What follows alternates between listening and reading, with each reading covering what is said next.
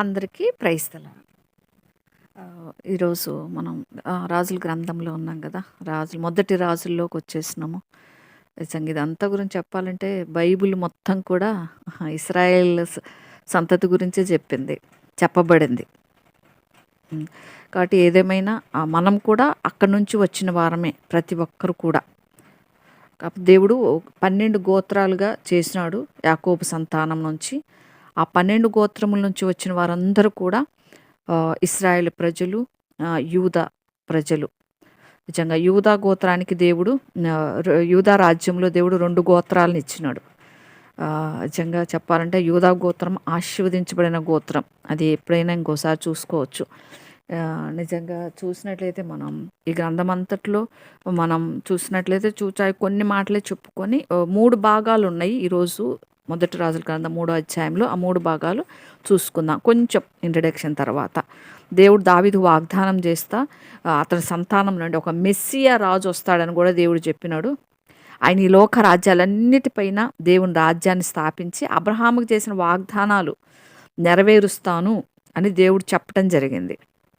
అందుకే ఆ వాగ్దానం, దేవుడిచ్చిన వాగ్దానం ప్రకారం, అబ్రహాముకి ఇచ్చిన వాగ్దానం ప్రకారం దావీదు రాజు అయినాడు. ఆ తర్వాత వచ్చి అనేక మంది రాజుల గురించి కూడా ఈ రాజుల గ్రంథంలో వివరించబడింది. వాస్తవం చూస్తే ఈ ఇశ్రాయేలు రాజ్యాన్ని అంతటిని కూడా పతనం చేసినారు మిగతా రాజులందరూ కూడా. సొలొమోను తర్వాత, ఫస్ట్ దావీదు తర్వాత సొలొమోను వచ్చినాడు, సౌలు తర్వాత దావీదు వచ్చినాడు, దావీదు తర్వాత సొలొమోను వచ్చినాడు. సొలొమోను పరిపాలనలోనే దేవుని మందిరాన్ని నిర్మించడం జరిగింది, దేవుడు దావీదుకు చెప్పినట్లుగా. తర్వాత చివరి భాగంలో ముగింపులోకి వచ్చేసరికి సొలొమోను తీసుకున్న కొన్ని రాంగ్ డెసిషన్స్ వల్ల యెరూషలేము ధ్వంసం అవటం, ఇశ్రాయేల్ అందరూ కూడా చెరలోకి వెళ్ళిపోవటం, ఎంత బాధాకరమైన విషయాలతో ఈ గ్రంథము ఇది ముగిసిపోతుంది అన్నమాట. నిజంగా ఇదంతా కూడా మనము చూడొచ్చు ఈ రాజుల గ్రంథాల్లో ఏ విధంగా ఈ ఇశ్రాయేల్ రాజ్యం 2గా చీలిపోయిందో ఈ విషయాలు కూడా మనం తెలుసుకోవచ్చు. మనం ఇంట్రడక్షన్ ఎందుకు తీసుకుంటామంటే దేవుని వాక్య విషయంలో మనకు ఎగ్జైట్మెంట్ ఉండాలి. అంటే ఓహో ఈ రాజు ఇలా చేశాడా, ఈ రాజు ఇలా అయిపోయాడా, అయితే తెలుసుకోవాలి అని చాలామందికి, ఎక్కువ మంది ఆడవాళ్ళకి ఏంటంటే ఈ వేరే వాళ్ళ విషయాలు తెలుసుకోవటంలో యాంగ్జైటీ ఎక్కువగా ఉంటుంది. అది స్త్రీ బలహీనత. ఆమెకి ఏమైందో, ఆమెకి ఎట్లా ఉందో, వాళ్ళు ఏం చేస్తుంటారు, వీళ్ళు ఏం చేస్తుంటారు, ఈ లోక విషయాల పైన మాత్రమే కాకుండా, అంటే మంచి విషయాలు అయితే సేకరించవచ్చు, మనం ప్రార్థన చేయటం వరకు అయితే ఆ క్యూరియాసిటీ అవసరం. కానీ ఇంకా లోక వార్తల గురించి మనకు అది ఆతృత అది అవసరం లేదు. దేవుని విషయాల గురించి తెలుసుకోవటం ఒక ఆతృత మనకు ఉండటం మంచిది. అందుకే ఇవన్నీ మనం కొంచెం ముందుగానే కొంచెం చెప్పుకున్నట్లయితే తర్వాత కూడా మనం సులభంగా దాన్ని అర్థం చేసుకోవచ్చు. కొంచెం మనం విషయాలు తెలుసుకోవాలి అనే ఆశ కలుగుతుంది మనకి, దాని మీదకి మనసు వస్తుంది. ఆ విధంగా ఈ విషయాలన్నీ కూడా, ఈ విషాదకరమైన విషయాలన్నీ కూడా, ఏ రాజులు ఏం చేసినారో అవన్నీ కూడా, ఒక్కొక్క రాజు ఏ విధంగా పరిపాలించి ఏ విధంగా చెరలోకి వెళ్లాల్సి వచ్చింది బబులోను సామ్రాజ్యం అంతా కూడా అనేది మనము ఈ రాజులు మొదటి 2 గ్రంథాలు చూడవచ్చు. ఈ తర్వాత మొదటి అధ్యాయం మనం చూసినాం, దావీదు రాజు వృద్ధుడైపోవటం, సొలొమోను ఎక్కటం. ఏదేమైనా మనం ఈ ఇశ్రాయేల్ రాజ్యాలు 2 భాగాలని చెప్పినాం కదా. ఈ ఇశ్రాయేల్ సామ్రాజ్యాన్ని పరిపాలించిన రాజులు మొత్తం కలిపి 19 మంది రాజులు ఇశ్రాయేల్ మొత్తాన్ని పరిపాలించినారు. 12 గోత్రాలు మొత్తము. ఈ 12 గోత్రాలు, 2 గోత్రాలు వచ్చేసి 10 గోత్రాలు వచ్చేసి ఇశ్రాయేల్ ప్రజలకి, 2 గోత్రాలు వచ్చేసి యూదా ప్రజలకి. యూదా ప్రజల్ని పరిపాలించిన రాజులు వచ్చేసి 20 మంది, ఇశ్రాయేల్ ప్రజల్ని పరిపాలించిన రాజులు వచ్చేసి 19 మంది. ఈ విధంగా మనం చూసుకుంటూ పోయినట్లయితే సొలొమోను తర్వాత యెరోబాము వచ్చినాడు. యెరోబాము రాజు, సౌలు యొక్క కుమారుడు యెరోబాము. ఆ తర్వాత నుంచి అంత బాగలేదని చెప్పాలి. దాదాపుగా కొంతమంది రాజులు మాత్రం, ఒక 8 మంది రాజులు మాత్రమే మంచి రాజులు ఉన్నారు. ముఖ్యంగా యూదా దేశాన్ని పరిపాలించడంలో ఈ ఇశ్రాయేల్ ప్రజల్ని పరిపాలించిన రాజులు 19 మందిలో యెరోబాము మొదటి రాజు. ఈయన ఏం చేసినాడంటే దేవుని ఆరాధనను పెడతో పట్టించేసినాడు. అది మన మొదటి రాజులు 12 అధ్యాయం 20 వచనం నుంచి చదివితే అర్థమవుద్ది. యరొబాము తర్వాత నాదాబు వచ్చినాడు. అతను కూడా ఏం చేసినాడంటే యరొబాము కుమారుడు ఇతను చంపేసినాడు. బెయేషా చేత చంపబడ్డాడు యరొబాము రాజు. ఇది మొదటి రాజులు 15 అధ్యాయం 25 వచనం చూస్తే మనకు తెలిసిపోతుంది. తర్వాత వచ్చిన రాజు బయేషా. ఈ బయేషా రాజు ఏం చేస్తాడంటే యెరూషలేములో వ్యాపార వాణిజ్య సంబంధాలను రద్దు చేసి పడేసినాడు. ఇశ్రాయేల్ రాజ్యాన్ని అంతటిని ప్రాకారాలు కట్టించేసినాడు. ఆ తర్వాత బయేషా కుమారుడు ఏలా వచ్చినాడు. ఏలా రాజు ఏం చేసినాడంటే బాగా తాగేసి మత్తుడై పోయి ఉన్నప్పుడు యుద్ధ రథాల్లో అర్ధభాగం పైగానే అధికారి అయిన ఒక జిమ్రీ ఉంటాడు. ఆయన ఏం చేస్తా అంటే ఇతను కొట్టేసి చంపేసి అతనికి బదులుగా ఇతను రాజు అయిపోతాడు. అది మనము చూస్తే మొదటి రాజులు 16-15లో ఉంటుంది. తర్వాత జిమ్రీ తర్వాత జిమ్రీ రాజైన తర్వాత ఈయనేం చేస్తాడంటే 7 దినాలు మాత్రమే పరిపాలించినాడు. తర్వాత ఆత్మహత్య చేసేసుకొని చచ్చిపోయినాడు జిమ్రీ. నిజంగా అది చాలా భయంకరమైన విషయం. ఇది మొదటి రాజులు 16:16లోంచి చూస్తే మనకు తెలుస్తుంది. తర్వాత ఆహాబు వచ్చినాడు. ఆహాబు బాగా మనకు పరిచయం ఉన్న రాజు అని చెప్పాలి, చెడ్డరాజు. ఒమ్రీ కుమారుడు ఇతను. దుష్టుడైన యెజెబెలు భర్త. నిజంగా యెజెబెలు భర్త అని పరిచయం చేయబడ్డవాడు అంటే యెజెబెలు ఎంత భయంకరమైందో మనకు బాగా తెలుసు, మనం బాగా విన్నవాళ్ళమే. కాబట్టి అతను ఆహాబు. ఈ ఆహాబు దినాల్లో చాలా విషయాలు జరిగినాయి. అవి మనం ముందుకు వెళ్తే బాగా చూసుకోవచ్చు. తర్వాత వచ్చినాడు అహజ్యా. ఇతడు అహజ్యా ఎవరంటే ఆహాబు కొడుకు. ఈ దుష్టుడైన ఆహాబు కొడుకు, పెద్ద కొడుకు. ఇది మొదటి రాజులు 22లో మనం 51 నుంచి చూస్తే తెలుస్తుంది. తర్వాత వచ్చినాడు యెహోరాం. ఇతడు ఆహాబు యొక్క చిన్న కొడుకు. సిరియా రాజు అయిన రెండవ బెన్హదదు ఒకసారి కుష్ఠరోగి అయిన నయమాను కుష్ఠరోగి వచ్చినప్పుడు అతని దగ్గరికి పంపిస్తాడు కదా, అతను అన్నమాట స్వస్థత కావాలి అన్నప్పుడు అతను బట్టలు చింపుకుంటాడు కదా, నేనేమన్నా దేవుణ్ణి స్వస్థపరచడానికి అతను యెహోరాం. ఇది మనం చూస్తే 2వ రాజులు 3:1 చూస్తే తెలుస్తుంది. తర్వాత వచ్చిన రాజు యెహూ ఏం చేస్తాడు, రథాలను దోలటానికి చాలా అంటే బాగా రథాలను దోలుతాడు. ఈయన ఆహాబు సంతతి అంతటిని నాశనం చేసేసినాడు. తర్వాత యెహోయాహాజు వచ్చినాడు. ఇశ్రాయేలును 17 సంవత్సరాలు ఏలాడు. ఇతడు యెహూ యొక్క కొడుకు. ఇతను దాదాపు సైన్యం అంతటిని కూడా సిరియా రాజు సైన్యంను నాశనం చేసేసినాడు. తర్వాత యెహోయాషు వచ్చినాడు. ఇతను కూడా యూదా సామ్రాజ్యానికి వ్యతిరేకంగా యుద్ధంలో విజయం సాధించినాడు. అంతేకాకుండా ఈయన ప్రవక్త ఎలీషా మరణకరమైన రోగంతో మంచం పట్టినప్పుడు ఎలీషాని దర్శించినాడు యెహోయాహాషు. మంచి రాజు. ఇది 2వ రాజుల్లో పోయినాక మనకు తెలుస్తుంది 13వ అధ్యాయంలో. యెరోబాం తర్వాత వచ్చిన రాజు యెరోబాం. యెహోయాషు కుమారుడైన ఇతను ప్రవక్త అయిన యోనా జీవించిన కాలంలో ఉన్నాడు. ఇతను ఇశ్రాయేల్ని పరిపాలించినాడు ఇతను. తర్వాత చూస్తే తర్వాత జకర్యా వచ్చాడు రాజుగా. వచ్చినప్పుడు యెరోబాం కుమారుడు ఇతను ఏం చేశాడంటే యెహూ సంతానములు ఇతను చివరోడు యాబేషు కుమారుడిని చంపేసి, షల్లూము యాబేషు కుమారుడు, ఆయన చంపేసి ఇతను చంపినవాడు అనమాట. తర్వాత షల్లూము వచ్చినాడు. షల్లూము వచ్చినప్పుడు ఇశ్రాయేలు 1 నెలే పరిపాలించినాడు.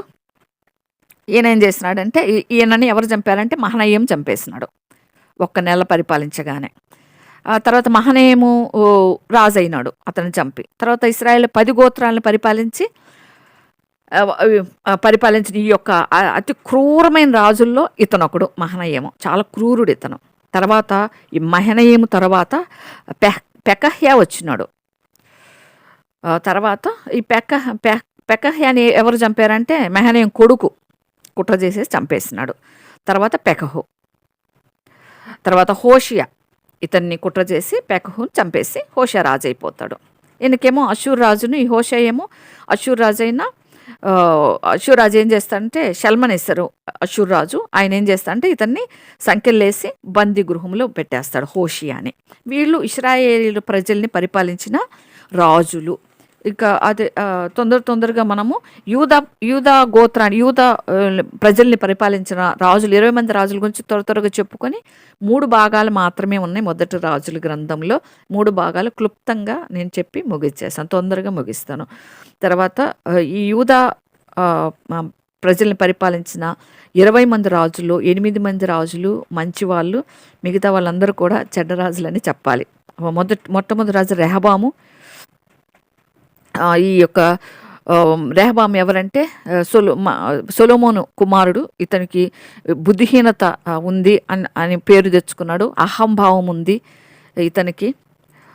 అందుకని ఈయన యుద్ధాల్లో ఓడిపోయినాడని చెప్పాలి. అబియాము తర్వాత రాజైనాడు. రెహబాం కుమారుడు ఇతని యుద్ధంలో ఏం చేశాడంటే యెరోబామును విజయం సాధించడానికి దేవుడైతే ఇతనికి దేవుని సహాయాన్ని పొందుకున్నాడు. ఆసా తర్వాత వచ్చినాడు. ఆసారాజు గురించి మనకు కొంచెం బాగా పరిచయం.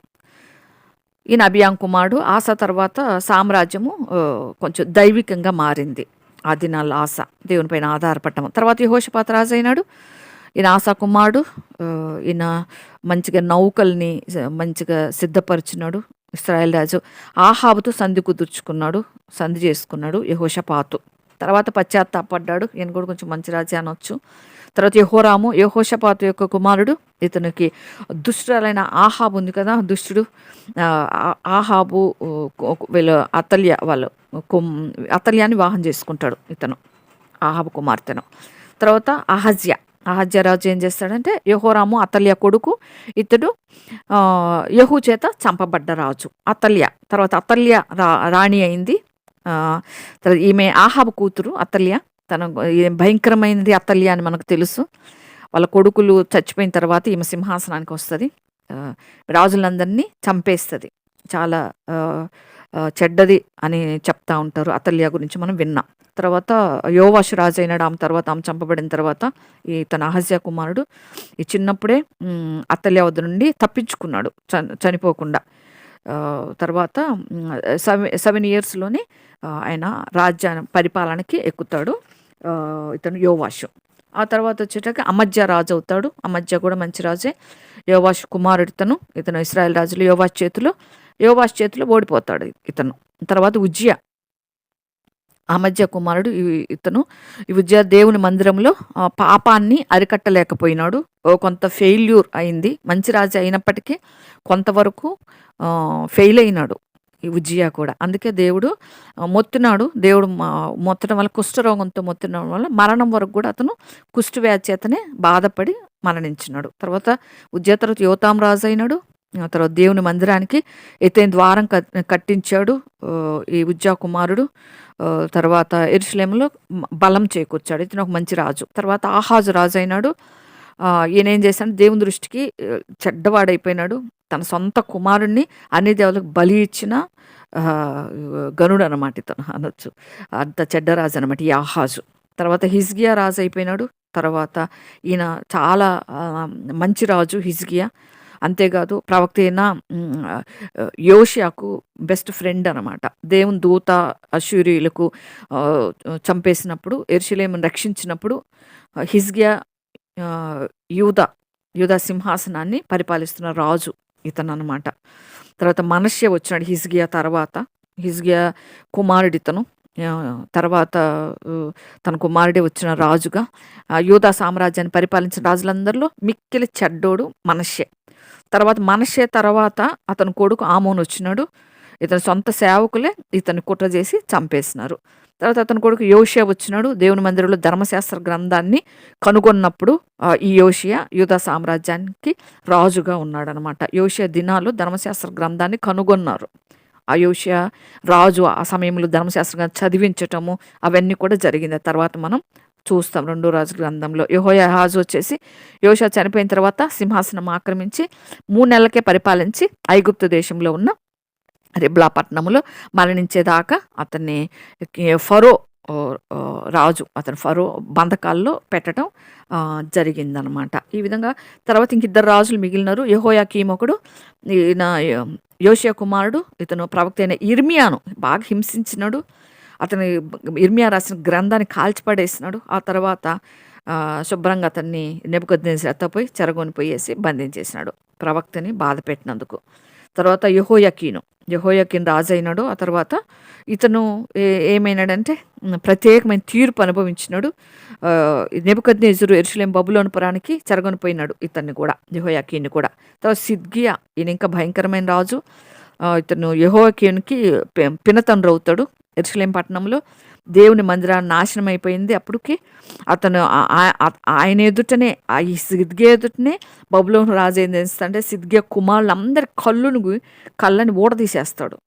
నిజంగా భయంకరం, చూడలేకపోతాడు. నీ కన్నులు ఎదుటే నీ కుమారులు కళ్ళు తీసేస్తా అని భయంకరమైన బాధ అనుభవిస్తాడు సిద్కియా.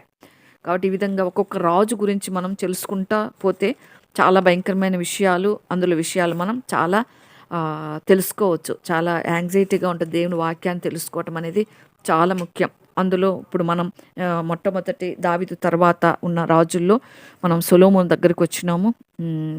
సొలొమోను రాజు, నిజంగా సొలొమోను రాజు యొక్క ప్రత్యేకత మనకు అందరికి బాగా తెలుసు. ఆయన మంచి చక్కటి జ్ఞానం కలిగిన వాడు సొలొమోను రాజు. సొలొమోనుకి ఇంకొక పేరు యెదిద్యా అని కూడా చెప్పబడింది. సొలొమోను రాజు గురించి మనం క్లుప్తంగా చెప్పుకున్నట్టయితే సొలొమోను యొక్క పేరు హీబ్రూ పేరు అది.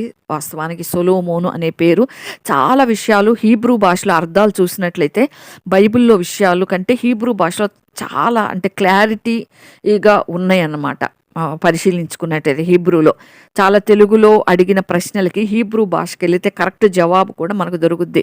తెలుగులో ఉన్న ట్రాన్స్లేషన్కి హీబ్రూ భాషకి ట్రాన్స్లేషన్కి చాలా భేదం ఉంటుంది. చాలా డీటెయిల్స్గా హీబ్రూ భాషలో కరెక్ట్గా చెప్పబడింది చెప్పాలంటే ఒక మాటలో. ఈ విధంగా సొలొమోను అంటే ఇందులో కూడా కరెక్టే, ఇంకా కొంచెం లోతుగా తెలుసుకోవచ్చు. సొలొమోను అనే పేరుకి సమాధానము అని అర్థం తెలుగులో అయితే, హీబ్రూ భాషలో అయితే సొలొమోను. యెదిద్యా అనే పేరు కూడా ఉంది సొలొమోనుకి.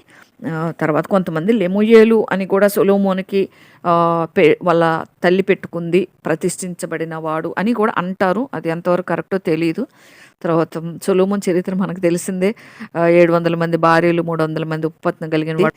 అంటే ఈ తనకున్న జ్ఞానంతో అంటే ఈ లోకంలో ఏమేమి ఉందో అంతా చూడాలి అని ఆశపడ్డవాడు సొలొమోను.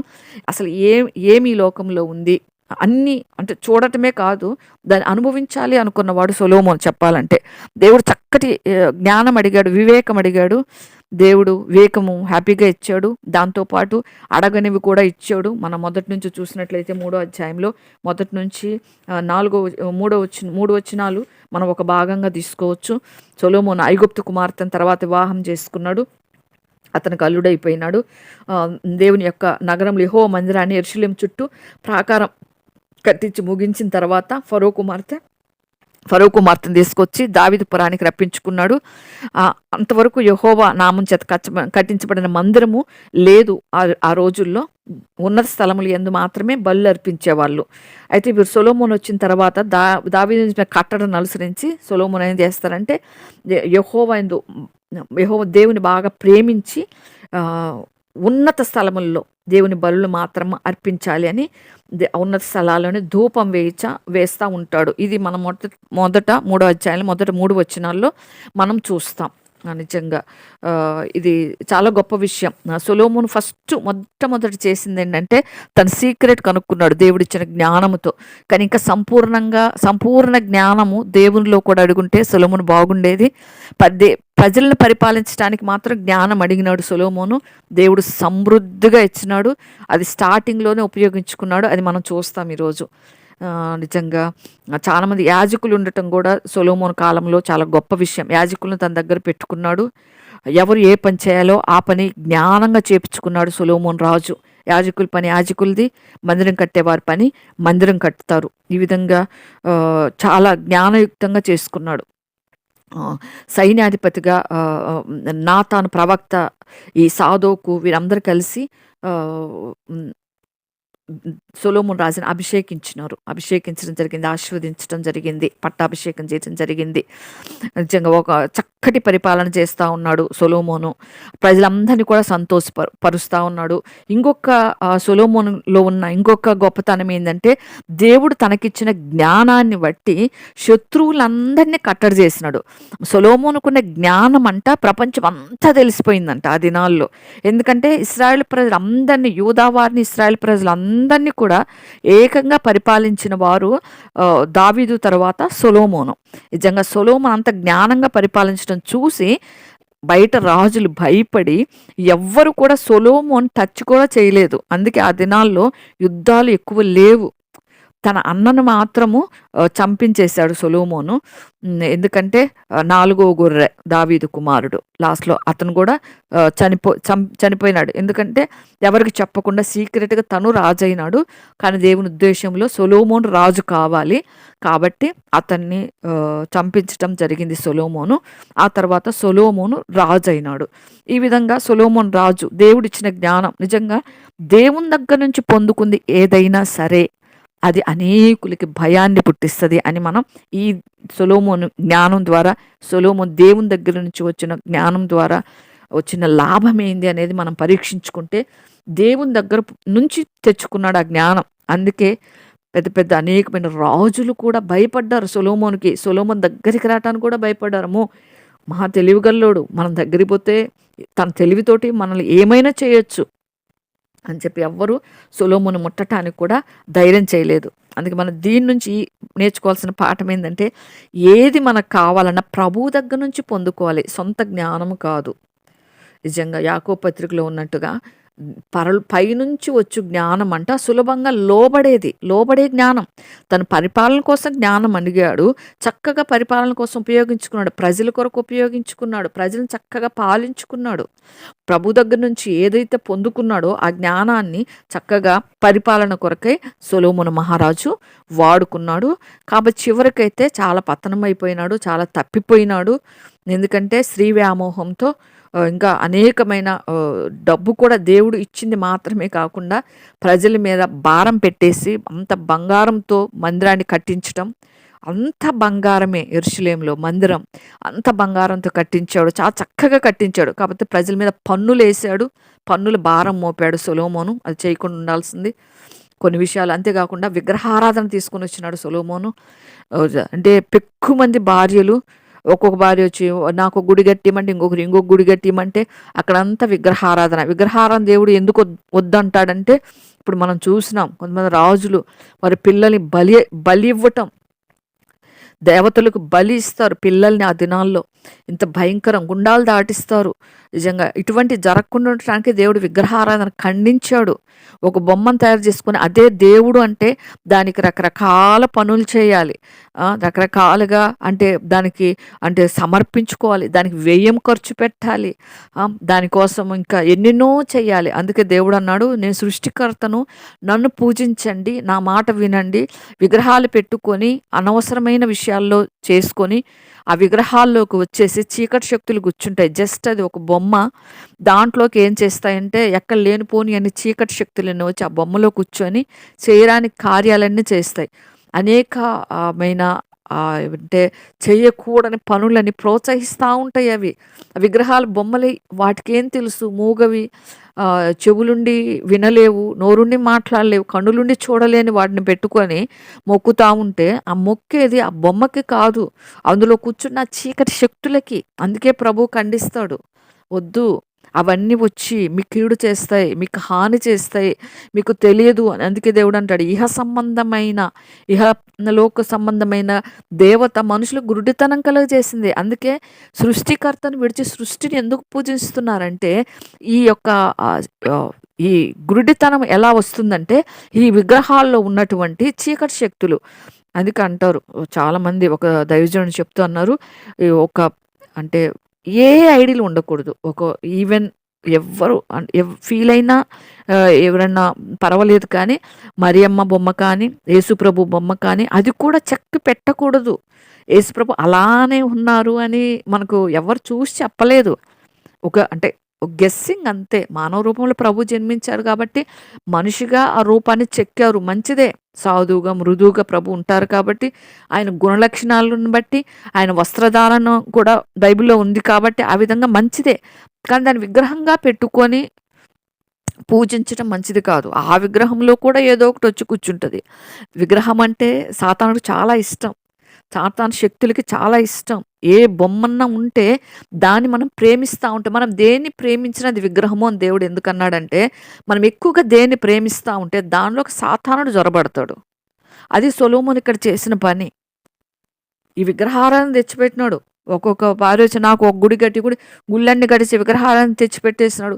భయంకరంగా చీకటి శక్తులు వచ్చి విచ్ఛిన్నం చేసేసి యెరూషలేమంతా చిన్నాభిన్నం అయిపోయి 2 భాగాలైపోయి, యూదా ఒకటి, ఇశ్రాయేల్ ఒకటి అయిపోయి, రాజులంతా పరిపాలించి ఇశ్రాయేల్ ప్రజలను పరిపాలించిన రాజులందరూ కూడా చెడ్డ రాజులుగానే పేరు పొందినారు. నిజంగా ఈ విధంగా చిన్నాభిన్నం అయిపోయింది సొలొమోను చేసిన తప్పిదాన్ని బట్టే అని చెప్పాలి ఒక విధంగా. కాబట్టి ఆ విధంగా సొలొమోను తనకిచ్చిన జ్ఞానాన్ని అంతవరకు కాపాడుకోవాలి. దేవుడు మనకు ఏదైనా ఇస్తాడు, కృపా వరములు ఇస్తాడు, ప్రతి ఒక్కరికి ఇస్తాడు. బాప్తిస్మం పొందిన ప్రతి ఒక్కరికి కృపావరమం, పరిశుద్ధాత్మ ఉంటుంది. చాలామంది ప్రత్యేకంగా పరిశుద్ధాత్మ కూడికలు, పరిశుద్ధాత్మ పొందుకోవటానికి కూడికలు అంటారు. కానీ మనం ఎప్పుడైతే బాప్తిసం తీసుకున్నామో ప్రతి ఒక్కరం పరిశుద్ధాత్మ పొందుకున్న వారం. పరిశుద్ధాత్మ లేకుండా మనం ప్రభుని ఆరాధించలేం. పరిశుద్ధాత్మ శక్తి లేకుండా అసలు మనం జీవించనేలేం. మరి ప్రత్యేకంగా పొందుకుండేది ఏం లేదు. ఎప్పటికప్పుడు ప్రభు దగ్గర మనల్ని పరిశుద్ధపరుచుకుంటూ జాగ్రత్తగా నడుచుకోవటమే. ఆల్రెడీ పరిశుద్ధాత్ముడు మనలో ఉన్నాడు, మనలో కార్యం జరిగించాడు, మనలో నూతన పరిచాడు, నూతనాత్మ, నూతన మనస్సు, నూతన హృదయం మనకిచ్చినాడు. భూమి మీద జీవిస్తున్నాం కాబట్టి శరీరంతో ఉన్నారు కాబట్టి మనము చిన్న పెద్ద ఏదైనా కొన్ని పొరపాట్లుంటే ఆ పొరపాట్లు జరగకుండా ఎప్పటికప్పుడు సరి చేసుకుంటూ పోవటానికే మనలో ఉన్న పరిశుద్ధాత్ముడు సహాయం చేస్తూనే ఉంటాడు. అంటే మనలో పరిశుద్ధాత్మ ఉన్నాడు. మళ్ళీ పదే పదే పరిశుద్ధాత్మను పొందుకునేది ఏం లేదు. పరిశుద్ధాత్మ సహాయాన్ని మాత్రమే పొందుకోవాలి. కాబట్టి సొలొమోను పైనుంచి వచ్చిన జ్ఞానం, దేవుడిచ్చిన జ్ఞానాన్ని కాపాడుకోవాలి. అందుకే మనకు కూడా దేవుడు ఏది ఇచ్చినా మనం అడుగుతాం, దేవుణ్ణి పొందుకుంటాం. దాన్ని ఎలా కాపాడుకోవాలో తెలియదు మనకి. దాంట్లో జాగ్రత్తగా ఉండాలి. ఇప్పుడు మనం పిల్లలకి ఏదైనా ఒక వస్తువు ఇస్తాము, ఏం చెప్తాము, జాగ్రత్తగా పెట్టుకో అంటాం. ఏదైనా చదువుకునేటప్పుడు బుక్స్ కొనిస్తాం, అరే బుక్స్ మిస్ చేసుకోకరా, జాగ్రత్తగా పెట్టుకో. వాళ్ళు అది జాగ్రత్తగా పెట్టుకుంటేనే అవి వాళ్ళు చదువుకోగలరు, చక్కగా ఎగ్జామ్ రాయగలరు. బుక్స్ ఎక్కడ పడితే అక్కడ పడేయటం ఏదో పడి చేస్తే నిర్లక్ష్యం అది. చదవని పిల్లలు, మొద్దు పిల్లలు ఏం చేస్తారంటే ఆ బుక్ విలువ తెలియదు వాళ్ళకి, ఎక్కడ పడితే అక్కడ పడేస్తారు. ఇంక పరిశుద్ధాత్మ దేవుని యొక్క విలువ మనకు తెలియకపోతే, దేవుడు మనకిచ్చిన కృపావరాల యొక్క విలువ మనకు తెలియకపోతే, దేవుడు మనకిచ్చిన ఏదైనా కూడా మనకు ఇతరులకు మనం ఏదైనా చెయ్యాలని భారం పెట్టినా అది ఒక కృపావరమే. ఇతరులు ప్రార్థించటం అది ఒక కృపావరమే. ఇతరులను ఆదరించటం అది ఒక కృపావరమే. ఇతరుల ధైర్యం చెప్పటం అది ఒక కృపావరమే. ఒకరి భారాలు ఒకరు భరించుకోవటం అది కృపావరం. ఎన్నో కృపావరం మనం చేసే ప్రతి దాంట్లో ప్రభు ఇచ్చిన కృపావరమే. నాకు ఇది లేదు అనటానికి లేదు. ప్రతి ఒక్కరికి దేవుడు కృపావరం. దాన్ని కాపాడుకోవాలి అంటే దాన్ని వృద్ధి పొందించుకుంటుండాలి. ఒక చెట్టేసి దానికి నీళ్లు పోయకుండా, ఎరువు వేయకుండా, ఏం లేకుండా అక్కడ పడేస్తే అది వాడిపోయి మాడిపోయి చచ్చిపోతుంది చెట్టు. పీకి పక్కన పడేయాల్సి వస్తుంది.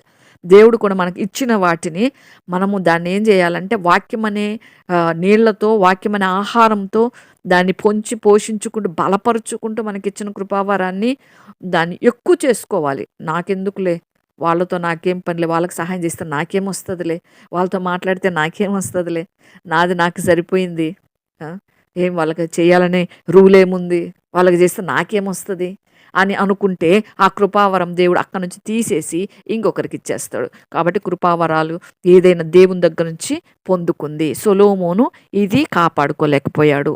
అందుకు ఇవన్నీ చెప్పాల్సి వచ్చింది. కాబట్టి గొప్ప తీర్పు ఈ యొక్క రాజ్యం మీదకి ప్రపంచవ్యాప్తంగా రావడానికి సొలొమోను కారకుడయ్యారని కూడా చెప్పొచ్చు.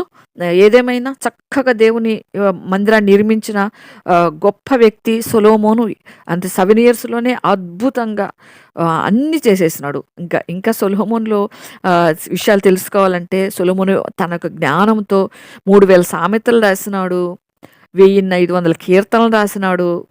తర్వాత కీర్తన గ్రంథంలో 72 అధ్యాయము, 127 అధ్యాయము సొలొమోను రాసిన కీర్తనలేవి. అంతేకాకుండా పరిశుద్ధ గ్రంథంలో సామెతలు, ప్రసంగి, పరమగీతాలు ఇవన్నీ రాసింది కూడా సొలొమోనే. ఎంత చక్కటి జ్ఞానం నిజంగా. ఆ రోజుల్లోనే సొలొమోను గురించి, ఆయన తెలివితేటల గురించి అంతా విదేశాల్లో తెలుసుకొని, శాపదేశ ప్రాణి కూడా వస్తుంది కదా తెలుసుకోవటానికి. ఇంకా ఆమె విన్నది కొంచెమే అంటే ఇంకా చాలా ఉన్నాయంట. ఎంత ఇచ్చినాడు దేవుడు నిజంగా. అంటే దేవుడు అంటాడు, నీకు దేవుడు అడిగినప్పుడు మనం తర్వాత 4వ వచనం నుంచి 15వ వచనం వరకు మనం చూసుకుంటే చక్కటి ప్రార్థన చేస్తాడు. ఎందుకంటే ఫస్ట్ చేసింది బలి అర్పించాడు సొలొమోను మహారాజు. ఆ బలి అర్పించినప్పుడు గిబియోన్‌లో ముఖ్యమైన ఉన్నతమైన స్థలం ఒకటుంది. ఉన్నతమైన స్థలంలో బలి అర్పించాడు. ఎరిగాడు ముందుగానే సొలొమోను ఉన్నత స్థలంలోని దేవునికి బలి అర్పించాలి. దేవునికి బలి అర్పించే స్థలం ఒక గొప్ప స్థలమై ఉండాలి. ఒక శ్రేష్టమైన స్థలమై ఉండాలి. ఒక పరిశుద్ధ స్థలమై ఉండాలి. అది మనం ఇప్పుడు ఊహించుకోవాల్సింది. దేవుని మందిరానికి వెళ్ళేటప్పుడు నీ ప్రవర్తన జాగ్రత్తగా చూసుకోమని ఎందుకంటారంటే అది పరిశుద్ధ స్థలం, శ్రేష్టమైన స్థలం, అక్కడికి వెళ్ళే స్థలం ఉన్నతమైనది. అక్కడ అపవిత్రతకు చోటు లేదు, అక్కడ చీకటికి చోటు లేదు. ఆ స్థలానికి వెళ్ళి బలులర్పించాడు సొలొమోను మహారాజు. బలిపీఠం కట్టి 1000 దహన బలులు అర్పించాడు. 1000 దహన బలులు అంటే ఎంతమంది యాజకుల్ని పెట్టుకుని ఉంటాడు సొలొమోను మహారాజు? నిజంగా ఆ విధంగా అర్పించి అక్కడే పడుకున్నాడంట. ఎక్కడైతే బలి అర్పించాడో అక్కడే పడుకున్నాడు. 3వ అధ్యాయం 5వ వచనంలో చూస్తే పడుకొని నిద్రపోయినప్పుడు స్వప్నంలో కలలో సొలొమోనుకి దేవుడు కనిపించి యెహోవా కనిపించి ఏమంటాడంటే, నేను నీకు ఏది ఇష్టమో నన్ను అడుగు. ఆ బలి అర్పణ దేవుడు అంగీకరించాడు. సొలొమోను చేసిన దాన్ని దేవుడు అంగీకరించి ఆస్వాదించి అంటాడు, నీకేది ఇష్టమో కోరుకో అని సొలొమోను అడగకముందే దేవుడే అడుగుతున్నాడు, నీకేం కావాలో కోరుకో అని. అంత ఇష్టపడ్డాడు. ఎందుకంటే దేవుడు ఫస్ట్ రాజు కాగానే సొలొమోను చేసింది బలి అర్పించాడు. అందుకే ఫస్ట్ మనం దేవుణ్ణి స్తుతించాలి. స్తుతిలో ఉంది శక్తి. స్తుతిస్తే దేవుడు ఎవరైనా మనకి ఏదన్నా ఇస్తే మనం థ్యాంక్ యూ అని చెప్తే చాలా సంతోషపడతారు. బయటపడకున్నా మళ్ళీ ఇంకేదైనా హెల్ప్ చేయాలనుకుంటారు. ఆ విధంగా ప్రభు కూడా అర్పించి ఆ బలులని అంగీకరించి నీకేం కావాలో కోరుకో సొలొమోను అంటున్నాడు. అప్పుడు సొలొమోను ఏమంటాడంటే, నీ దాసుడు నా తండ్రి అయిన దావీదు నీ దృష్టికి అనుకూలంగా సత్యాన్ని నీతిని అనుసరించి యథార్థమైన మనసు కలిగి ప్రవర్తించినాడు. నీవు దావీదెడల నా తండ్రి ఎడల పరిపూర్ణ కటాక్షం అనుగుపరిచినావు. ఈ దినమునున్నట్లు ఆయన సింహాసనం మీద అతని కుమారుడైన నన్ను కూర్చుండబెట్టినావు అని చెప్పి అతని యందు మహాకృప చూపినావు. నిజంగా సొలొమోను తండ్రిని గమనిస్తూ వచ్చినాడు. తండ్రి ఎడల దేవుని చేసే ఆ మహాకృప, తండ్రి యొక్క యథార్థత, తండ్రి యొక్క మనస్సు అంత ఎరిగిన వాడై దేవునితో చెప్తా ఉన్నాడు. నిజంగా దీంట్లోంచి మనం నేర్చుకోవాల్సింది ఏంటంటే, మన పిల్లలు మనల్ని గమనిస్తూ ఉంటారు. మనల్ని గురించి మన పిల్లలు కూడా ఈ విధంగా సాక్ష్యం ఇయ్యాలి. దావీదు గురించి సొలొమోను సాక్ష్యం చెప్పినట్లుగా సాక్ష్యం ఇచ్చే విధంగా పిల్లల దగ్గర మనల్ని మనం కాపాడుకోవాలి. నిజంగా చక్కటి సాక్ష్యం చెప్తూ ప్రార్థన చేస్తున్నాడు సొలొమోను. నా దేవా యెహోవా, నువ్వు నా తండ్రి అయిన దావీదుకు బదులుగా నీ దాసునైనా నన్ను రాజుగా నియమించినవయ్యా. అయితే నేను బాలుణ్ణి, కార్యాలు జరుపుటకు నాకు బుద్ధి చాలదయ్యా. నీ దాసుని నీవు నన్ను కోరుకొని జనుల మధ్య నువ్వు కోరుకునే జనుల మధ్యలో నేనున్నా. వాళ్ళు చాలామంది ఉన్నారు విస్తారంగా. వాళ్ళ లెక్క పెట్టడానికి కూడా నాకు చేత కాదు. వాళ్ళ విశాల దేశం తనిఖీ చేయటం చాలా కష్టము. ఇంత గొప్పదైన నీ జనానికి న్యాయం తెచ్చగలవాడు ఎవడు ప్రభువా? కాబట్టి నేను మంచి చెడ్డలు వివేచించి నీ జనులకు న్యాయం తీర్చినట్లు నీ దాసునైన నాకు వివేకము గల హృదయం దయచేయము అని ఇక్కడ ప్రార్థన చేసినాడు సొలొమోను రాజు. దేవుణ్ణి అడిగినాడు కలలో. అప్పుడు సొలొమోను చేసిన మనవి దేవుడు ప్రభువుకి అనుకూలంగా ఉంది, దేవునికి ఇష్టమైంది అంటే కంఫర్ట్గా ఫీల్ అయినాడు దేవుడు. ఎంత మంచి ఆలోచనతో అడిగాడు కదా అని. అప్పుడు దేవుడు ఏం చెప్తాడంటే, నువ్వు దీర్ఘాయుష్ అడగల, ఐశ్వర్యం అడగల, నీ శత్రువుల ప్రాణం కూడా అడగల, న్యాయాలు గ్రహించడానికి వివేకం అనుగ్రహించమని మాత్రం నువ్వు అడిగినావు. కాబట్టి నేను నీ మనవి ఆలకించా, బుద్ధి వివేకం గల హృదయం నీకు ఇస్తున్నా. పూర్వీకుల్లో నీ వంటి వారు లేరు, ఇక మీదట కూడా ఉండబోరు. నిజంగా ఎంత జ్ఞానం! సొలొమోను రాజు అంటే రాజు ఇంతవరకు పుట్టలేదు అని చెప్తున్నాడు దేవుడు. ముందు పుట్టలేదు, ఇక కూడా పుట్టబోడు. అంత గొప్పగా నిజంగా దేవుడు సొలొమోనుకి ఇచ్చినాడు. తన బలి అర్పణల తర్వాత తన తండ్రి గురించి గమనించి మహాకృప చూపే దేవుడని ఎరిగిన వాడు సొలొమోను రాజు. నిజంగా తను తాను తగ్గించుకొని ప్రార్థన చేసిన వాడు దేవుని దగ్గర సొలొమోను రాజు. నీ దాసుని నేను, బుద్ధి సాలదు నాకు అని ఒప్పుకుంటున్నాడు.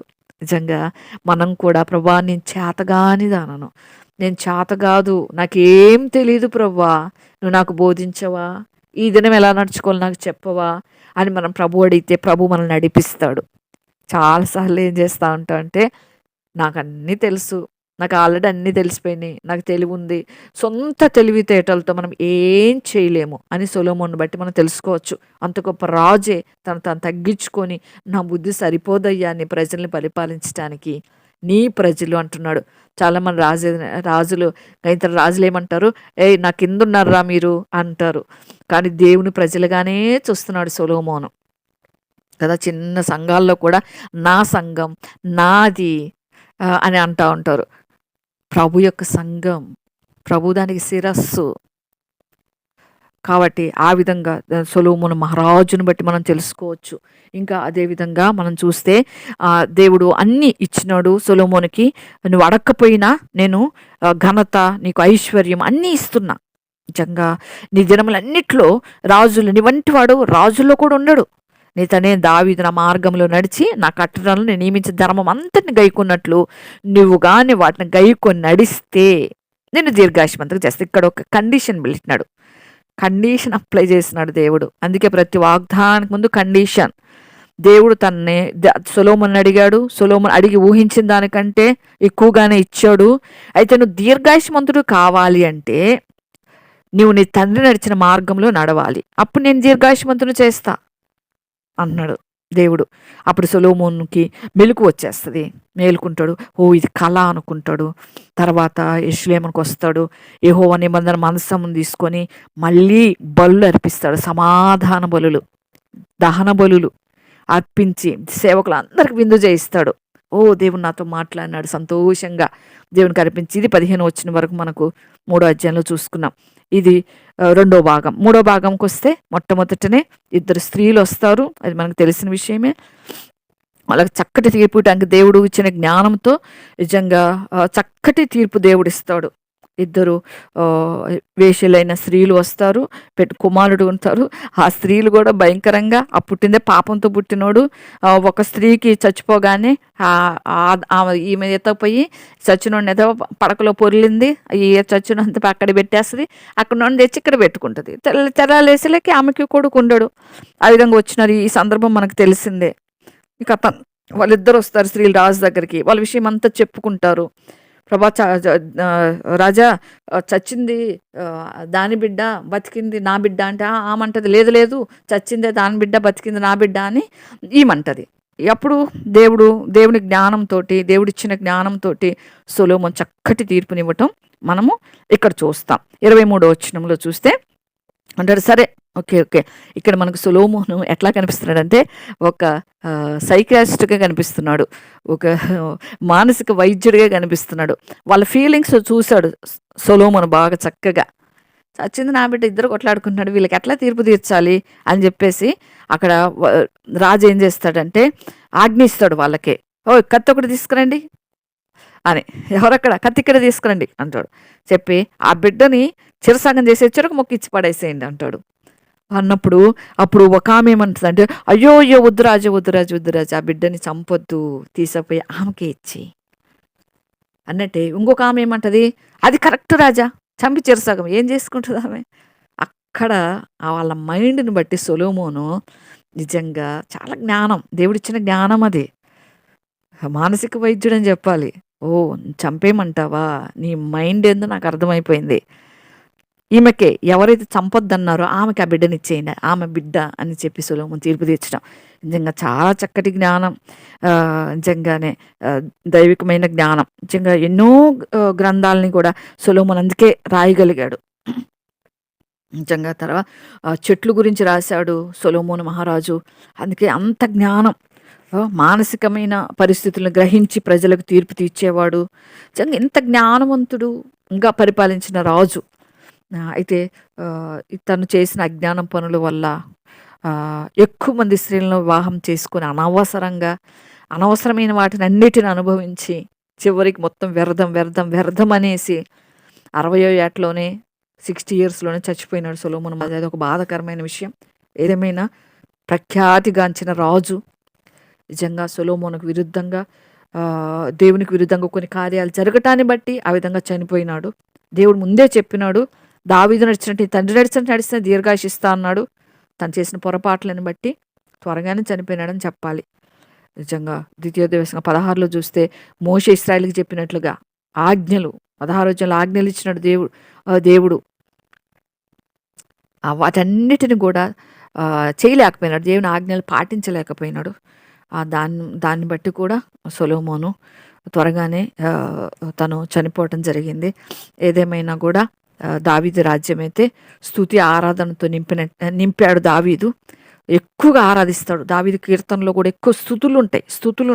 స్తుతితో ఆరంభిస్తాడు, స్తుతితో ముగిస్తాడు. నిజంగా సొలొమోను అయితే బంగారం, వెండి వీటి గురించి మనం ఎక్కువ చూస్తాం. ఎక్కువ రాజ్యం, వెండి, ఆస్తి, ఐశ్వర్యాలు ఇవంతా కూడా ఎక్కువగా సొలొమోను కాలంలో మనం చూస్తాం. తన ఎంతగా సంపాదించుకున్నాడో అనేది.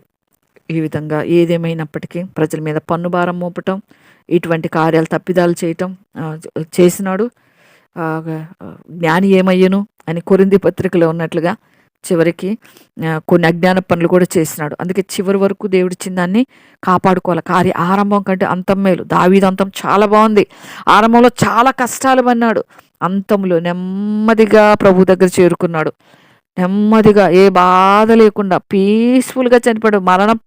మరణ సమయంలో కూడా మనం వాక్యంలో విన్నాం దావీదుకి అన్ని ఏర్పాట్లు చేయటం దేవుడు మనం చూసినాం. నిజంగా ఆ విధంగా అటువంటి మరణం, అందుకే నీతిమంతులు కలుగుంటే మరణం నాకు ఈ ప్రభువా అని మనం కూడా ప్రార్థన చేసుకోవాలి. నెమ్మదిగా చనిపోయినాడు సొలొమోను. అంత కాలంలో కూడా నిజంగా సొలొమోను చాలా బాధలు విసిగిపోయినాడు. అసలు భార్యలతో విసిగిపోయినాడు, లోక పరిస్థితులతో విసిగిపోయినాడు. అది దేవుడిచ్చిన మాట ప్రకారం దేవుడు సొలొమోనుకి కృప చొప్పున జ్ఞాపకం చేసుకున్నాడు. ఒక విధంగా ప్రసంగిలో చివరిలో చూస్తే పశ్చాత్తాపడ్డాడని అనొచ్చు. దేవుడు వాగ్దానం ఇచ్చినాడు కాబట్టి పరలోకానికి సొలొమోను ఖచ్చితంగా వెళ్ళుంటాడు. కాబట్టి పశ్చాత్తాపడ్డాడు. చివరికి నాకు తెలిసింది ఇదే అంటాడు కదా ప్రసంగి లాస్ట్లో 12వ అధ్యాయం ఆఖరి వచనాల్లో. కాబట్టి దేవుణ్ణి పదే దేవుని విసిగిస్తే పరిస్థితులు ఇట్లానే ఉంటాయి. దేవుని పదే విసిగించకూడదు. దావీదు చేసిన తప్పు మరలా చేయలేదు. విగ్రహారాధన మరలా చేస్తున్నాడు సొలొమోను. సౌలు తప్పిదాలు మరలా చేస్తూ వచ్చినాడు. ఆ విధంగా చేయకూడదని మనం ఈ వాక్యాన్ని బట్టి చూసుకోవాలి. ఏదేమైనా సొలొమోను మహారాజు క్రీస్తు పూర్వమే 970 నుంచి 931 BC కాలంలో ఆయన జీవించాడు అని కూడా మనం చరిత్రలో చూస్తే మనకు అర్థమవుతుంది. కాబట్టి ఈ విధంగా ఈ 3వ అధ్యాయంలో ఆరంభ విషయాలు సొలొమోను గురించి మనం ఈ దినం తెలుసుకోవటం జరిగింది. కాబట్టి పరిశుద్ధాత్మ దేవుడు మనకిచ్చిన వరాల్ని మనకు పైనుంచి దేవుడు ఏదైతే ఇస్తాడో దాన్ని మనం జాగ్రత్తగా కాపాడుకున్నటకు పరిశుద్ధాత్మ దేవుడు మనకు కూడా సహాయం చేయనుగాక. ఆమేన్.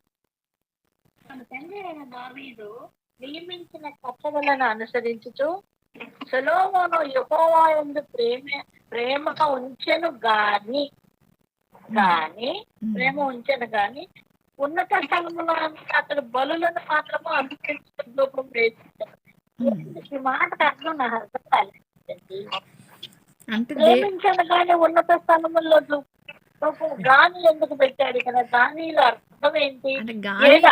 అది చేయడం గాని అంటే ఉన్నత స్థలంలో అంటే విగ్రహాలకు కూడా బలులు అర్పించుస్తారు కదా. వాళ్ళ భార్యలు కలిసి వాళ్ళ భార్యతో కలుస్తాడు కదా. అంటే సొలొమోను మహారాజు గాని అన్నాడంటే మిగతావి కూడా చేశాడు అని మనం అర్థం చేసుకోవాలి. అంటే మిగతావి కూడా సొలొమోను చేశాడు. అంటే దేవునికి వాళ్ళ భార్యల కొరకి కట్టిస్తాడు కదా కొన్ని గోపురాలు, గుళ్ళని, వాటికి అవి కూడా చేశాడు అని. Thank you aunty. గానిలో నిజంగానే చాలా మీనింగ్ ఉంటుంది అంటే. కరెక్ట్ అడిగారు. అంటే ప్రతి ఒక్కరి కొరకు కూడా అంటే ఫ్యామిలీ వాళ్ళకి ప్రిఫరెన్స్ ఇచ్చి వాళ్ళ కోసం కూడా బలులు అర్పిస్తున్నాడు అన్నట్టు. అట్లా అర్పించకూడని విగ్రహ బలులు అదే అంటే.